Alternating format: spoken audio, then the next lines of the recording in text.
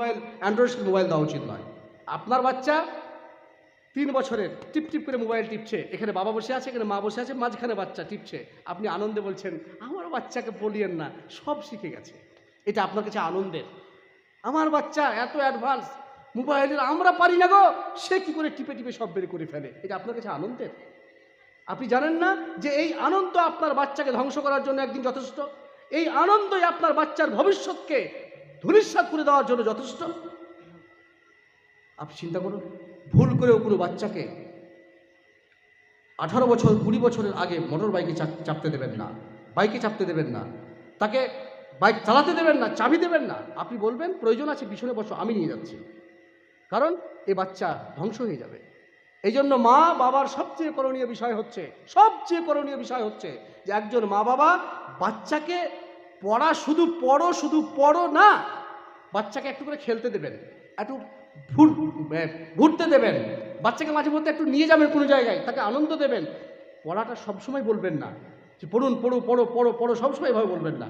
আপনি দেখবেন ঠিক আপনি আদর্শ শিখান, ইসলাম শিখান, কোরআন দিয়ে বাচ্চার জীবনকে গড়ে তুলুন, আপনার বাচ্চা ইনশাআল্লাহ একদিন সঠিক জায়গায় চলে যাবে ইনশাআল্লাহ।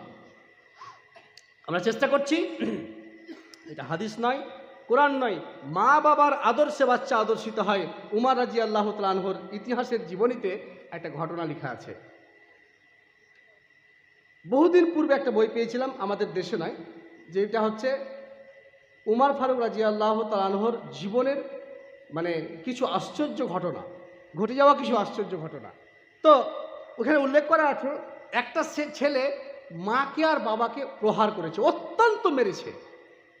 মারার পরে তার মা বাবা বিচার নিয়ে এসছে কার কাছে? উমর রাদিয়াল্লাহু তাআলা আনহুর কাছে। উমর রাদিয়াল্লাহু তাআলা আনহু আপনি জানেন কে? আল্লাহ রাসূল সাল্লাল্লাহু আলাইহি সাল্লাম বলেছেন, আমার পরে কোনো নবী হবে না, আসবে না, যদি হতো তো সেটা কে হতো? উমর রাদিয়াল্লাহু তাআলা আনহু, হযরত আবু বকর নয়। কে? উমর রাদিয়াল্লাহু তাআলা আনহু। তো উমর রাদিয়াল্লাহু তাআলা আনহুর দরবারে বিচার সন্তানের ভিতর থরথর করে কাঁপছে। আল্লাহ রাসূল বলেছেন, উমর আনতা তাসলুকু ফিত তারিকি লা ইয়াসলুকু শাইতান ফিত তারিকিকা। উমর, তোমার ঈমানের ভোল্টেজ এতই বেশি যে তুমি যে রাস্তা দিয়ে চলো সেই রাস্তা দিয়ে শয়তানও চলে না, এত কঠিন তোমার ভোল্টেজ ঈমানের। উমর রাদিয়াল্লাহু তাআলা আনহু দেখলেন বিচার করতে হবে, সন্তান থরথর করে কাঁপছে, যে সন্তান বাবাকে মেরেছে, মাকে মেরেছে। উমর রাদিয়াল্লাহু তাআলা আনহু ডাকলেন, বাবা শোনো, ছেলে কাঁপছে, বাবা শোনো, তুমি বাবা মাকে মেরেছ কেন? তুমি বাবা মাকে মেরেছ? তুমি জানো না বাবা মাকে মারতে হয় না? সন্তান বলছে, আমিরুল মুমিনিন, আমি তো এটা জানি না যে আমার বাবা মাকে মারতে হয় না, এটা আমার জানাই ছিল না।